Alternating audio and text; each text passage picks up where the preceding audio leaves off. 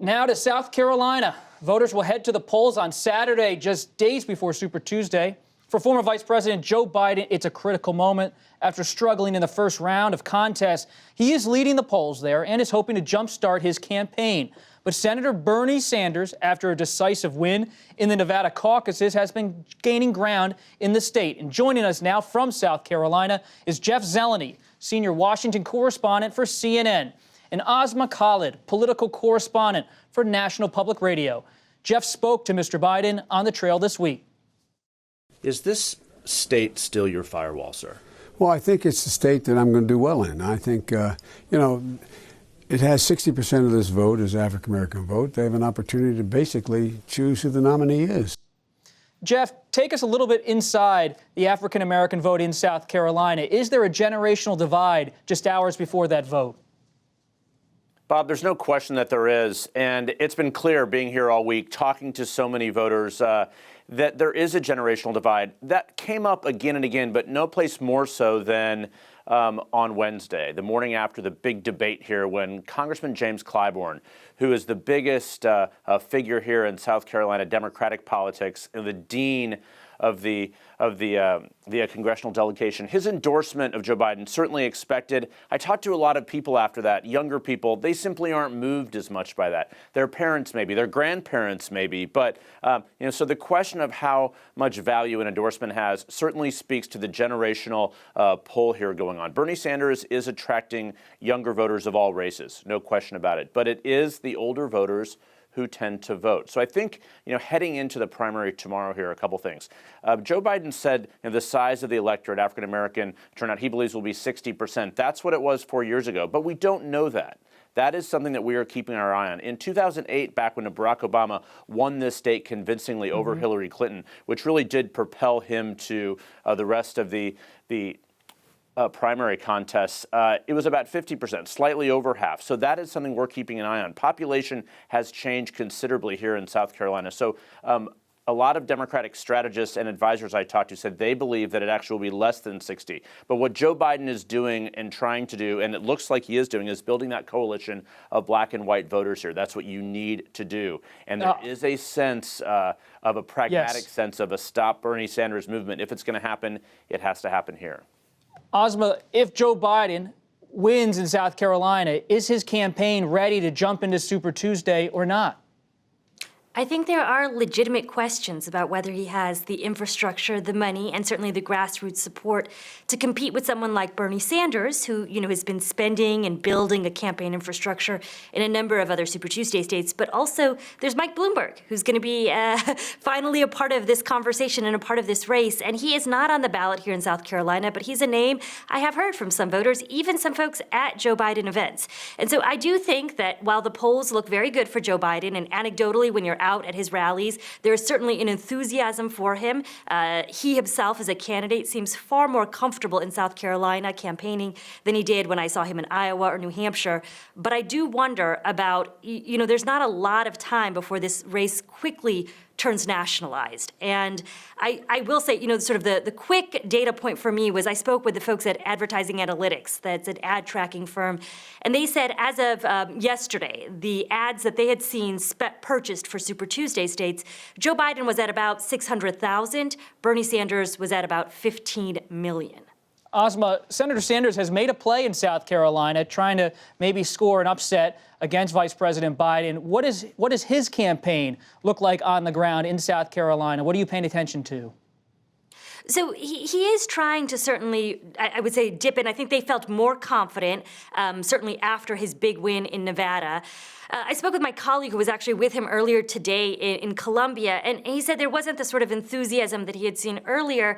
And one thing that's worth pointing out is that Bernie Sanders has been hopscotching around to Super Tuesday states this week, in addition to spending time in South Carolina. Joe Biden has exclusively spent his entire week to date in South Carolina. To me, that suggests certainly also a sense of vulnerability from the vice president that he certainly needs to perform well in South Carolina. Well, I think Bernie Sanders is looking ahead to the prospect that he's already built up an infrastructure in a number of other states.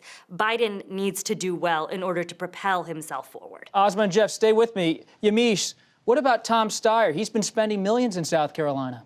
Well, I was in South Carolina earlier this week and put the question to Tom Styer about him spending so much money in South Carolina. So he's not only spending millions of dollars on ads, he's also been having block parties. He's hired a bunch of staffers from the community. So there are a lot of African Americans working for Tom Styer. And he said, look, there are some people who tell me I'm trying to buy the vote. This is how you politically organize. He says he thought it was racially discriminatory to accuse him of trying to buy the African American vote in South Carolina. I should say I did hear from some Styer supporters who didn't like Joe Biden. They thought maybe he didn't have the stamina to keep it together.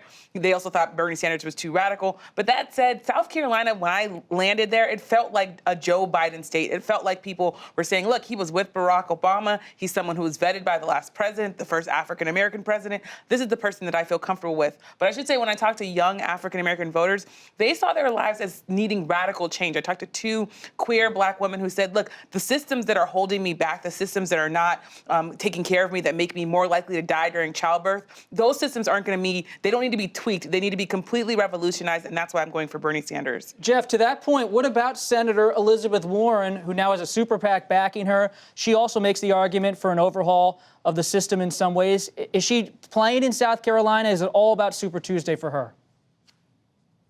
She is playing a bit in South Carolina. She's been campaigning across the state, but she is looking ahead more toward Super Tuesday. She has never been able to, at least apparently, to build the coalition and gain that African-American support. She's invested a lot of time here over the last year or so, but it just simply, she is, quite frankly, without the resources. So it is extraordinary, Bob, as we're at the end of February here. The only thing that is keeping her afloat in terms of advertising money is that super PAC, something that she rejected. She called on others to reject. So a lot of questions about that. It's one of the reasons that Senator Kamala Harris and Cory Booker, she was, it's one of the reasons they got out. They did not have the super PAC support, a little bit at the end, but not much, because she made it such a negative thing. So going into South Carolina, most people do not expect her to have much of a presence here. She is keeping an eye on the Super Tuesday states, including Massachusetts, her home state. But one sign there, Bernie Sanders is going to Massachusetts this weekend to campaign, as well as Minnesota, the home state of Amy Klobuchar. So that is the reality for them. Senator Sanders might be looking for that. Right. Senator Sanders might be looking for that knockout blow of both of those senators in their home state. He is. Asma, when you're on the ground in South Carolina talking to these campaigns, are you hearing about possible dropouts if Vice President Biden does well on Saturday night? Will some of these moderates say, hey, it's time to consolidate, move behind either Mayor Bloomberg or VP Biden? So I have not heard that admission from any candidates themselves yet, but I will say I've certainly heard that from voters. I hear that from voters consistently who support Joe Biden. I was at a rally of his just the other day in Georgetown, South Carolina, and one gentleman there told me that at some point the moderate candidates need to decide who they want to back because they feel that the splintering is inevitably helping a candidate like Bernie Sanders, and it's certainly what we've seen thus far in some of the early voting states, and it's what we see in polls when we look at a state even like Texas. We see a lot of splintering of that moderate tier, and that seems to be helping Bernie Sanders. But no, I have not heard any admissions yet from any of the campaigns themselves that this should be happening. Peter, you spent 8 years covering the Obama-Biden White House. What a moment for Vice President Biden. Well, it is. Of course, this is his 3rd time running for the presidency, and this time he's running, as Yamiche said, as the continuation in effect of the Obama presidency, and the question is whether other people see him that way. Now, he has a legitimate claim to the Obama mantle. 8 years in the White House, he'll do it for you, and he was a loyal vice president to President Obama. Nobody would doubt that. But President Obama hasn't weighed in. He's chosen to stay out himself. He's not putting his foot on the scale, and I think there's some concern among Obama's circle about whether Biden really can go the distance or not. By dint of experience and age and generation, is he going to appeal to the Obama electorate in a way that would move the party generationally? Remember, all the Democrats who have won in the last 50 years, who won the presidency, were generational change agents. John F. Kennedy, Jimmy Carter, Bill Clinton, Barack Obama, they were all generational change agents. And Joe Biden has a hard time making generational change argument right now. Two quick things as I listen to Peter. The first is that Joe Biden is someone who, again, was trying to attach himself to Barack Obama, obviously being his vice president. But Michael Bloomberg's ads, I've talked to some voters who think that Obama endorsed Michael Bloomberg because he's had so much of Obama in his ads. The second thing is that Joe Biden, as he struggles in, or at least it was looking like he was struggling in South Carolina, the day after Jim Clyburn endorsed him, he said, well, if he doesn't win big here, he's going to be in big trouble. So as he's endorsing him, he's also saying, look, if you don't do well here, you don't really have a pathway forward. And that, to me, is telling that even Jim Clyburn is saying that on the record in front of cameras. Jeff, quickly, you've covered Mayor Buttigieg's campaign. What's his next move? Well, he needs to show that he can win in a place other than Iowa. He needed to expand his coalition. I was with him at an event earlier today at the Citadel. The crowd was very white. So the reality is he's been unable to expand his group. So his path now really depends upon Vice President Biden's collapse. So look for the Buttigieg campaign to reassess after Super Tuesday. It all hinges on that. But he knows that there must be a consolidation of this other than Sanders candidates. So I look for him to do that next week if he is not successful here and on Super Tuesday.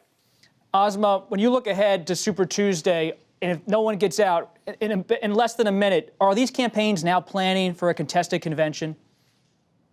I don't think we're there yet. I think Super Tuesday will offer us some clarity just because there are so many delegates at stake, both between California and Texas, about a third of all the delegates there. So I think we'll have a better sense of that after Super Tuesday.